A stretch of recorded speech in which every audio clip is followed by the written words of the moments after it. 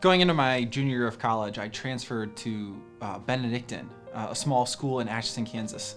And I was majoring in theology and youth ministry. I'd had a conversion experience. I was really enthusiastic, energetic to grow in my faith and to get to know the Lord in a new way. And so one of the things I did is I tried to get a spiritual director. And fortunately for me, the campus minister, who was also a monk, agreed to be my spiritual director.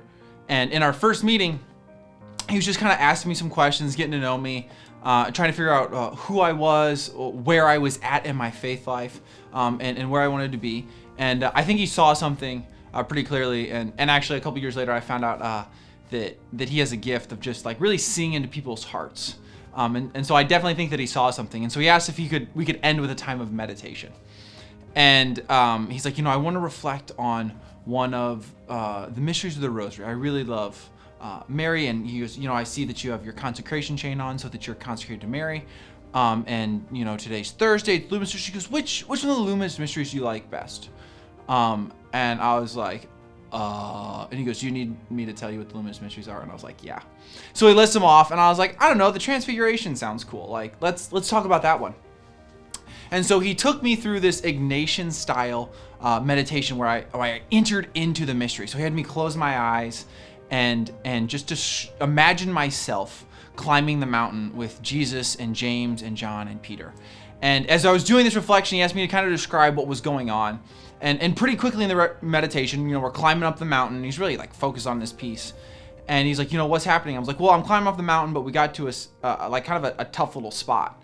And he goes, okay. And I was like, and so Jesus like reached around and he put his hand out and he pulled me up to like this next place. And he goes, wow, what's that like? And I was like, I don't know. What do you mean? And he goes, well, Jesus just turned around to stop and wait for you, to give you his hand and to help you to this new place that you're trying to go. Do you have a hard time receiving help? And I was actually kind of caught a little bit off guard that he knew that I struggled to receive help. And I was like, actually, I do. And he was like, well, then, why did you take Jesus' hand? Why didn't you just do it yourself? And I was like, well, I mean, I guess I needed him.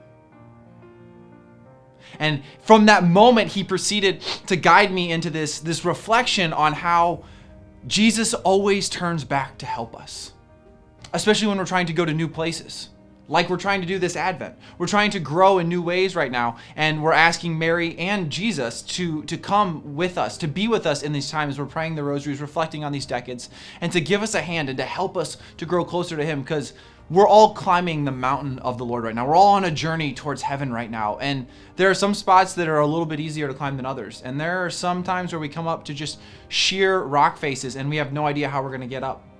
Right? We've had a couple people talk about the power of asking God to do the impossible. But sometimes the impossible is just the Lord turning around and extending a hand out and offering his hand to help us up the mountain.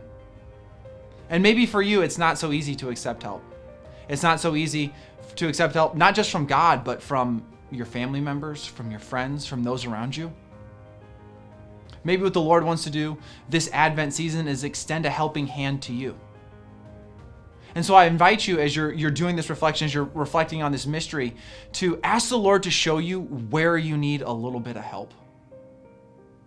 Right? And maybe it's really obvious where you need the help, and the problem is that you just don't know where the hand is. And maybe your reflection is like, Jesus, I know you want to help me through this. I know you didn't create me for this mess. Right? Especially in this pandemic where there's people who've lost jobs and money's short and we don't know what's going on. But to look at Jesus and say, Jesus, I know there's a way up this mountain. And I know your hand is out there somewhere. Will you show me where your hand is? And will you give me the humility to reach out and take it?